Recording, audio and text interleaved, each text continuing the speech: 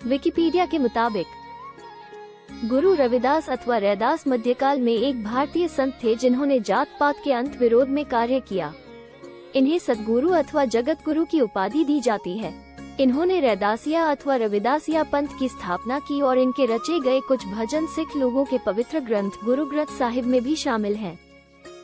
संत रैदास यानी रविदास अपनी झोपड़ी में बैठे प्रभु का स्मरण कर रहे थे। तभी एक राहगीर ब्राह्मण उनके पास अपना जूता ठीक कराने आया। रैदास ने पूछा, कहाँ जा रहे हैं? ब्राह्मण बोला, गंगा स्नान करने जा रहा हूँ।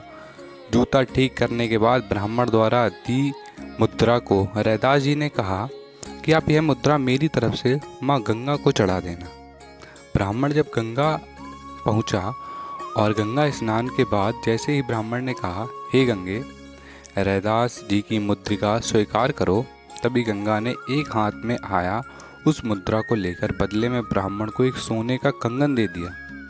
ब्राह्मण जब गंगा का दिया कंगन लेकर वापस लौट रहा था, तब उसने मन में विचार आया कि रैदास को कैसे पता चलेगा कि गंगा ने बदले में कंगन दिया है, और इसी कंगन को राजा को दे देता हूँ, जिसके बदले मुझे उपहार मिलेंगे।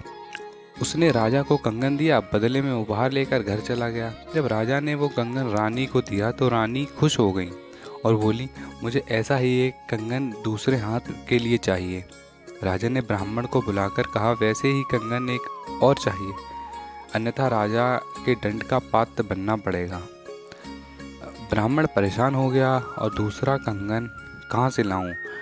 डरा हुआ ब्राह्मण संत रविदास के पास पहुंचा और सारी बात बताई। रैदास जी बोले कि तुमने मुझे बिना बताए राजा को कंगन भेंट कर दिया, इससे परेशान ना हो। तुम्हारे प्राण बचाने के लिए मैं गंगा से दूसरे कंगन के लिए प्रार्थना करता हूँ। ऐसा कहते ही रैदास जी ने अपनी वह कटौती उठाई जिसमें वे चमड़ा गलाते थे। उसमें पानी भरा था।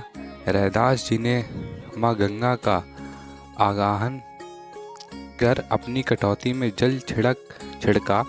जल छिड़कते ही कटौती में एक वैसा ही कंगन प्रकट हो गया।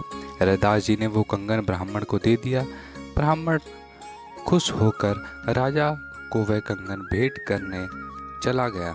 तभी ये कहावत प्रचलित हुई कि मन चंगा तो कटौती में गंगा। इसी के साथ आज का ये वीडियो समाप्त करते हैं। जय श्री राम भाइयों बहनों। ऐसे ही लाइक करें, शेयर करें, सब्सक्राइब करें इस वीडियो को।